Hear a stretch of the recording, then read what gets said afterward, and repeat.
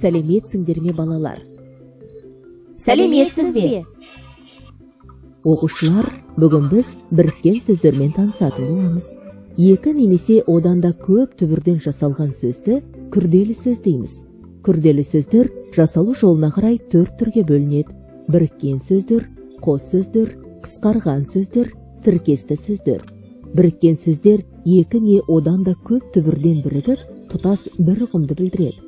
Мысалы, көкжиек, ешқашан, қонақжай, жеті қарақшы, 80, екі бастыз, тағы да басқалары. Біріккен сөздер әрқашан бірге жазылады.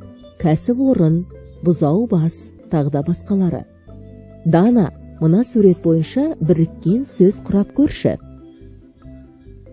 Айгүл. Дұрыс, Томирис, әке шеше, Хантал апай, тымыды. Осы сөздердің қайсы біріккен сөз? Хантал апай. Дұрыс, Дана, мәтіннің тақырыбы дегеніміз не? Есімізге түсірейікші.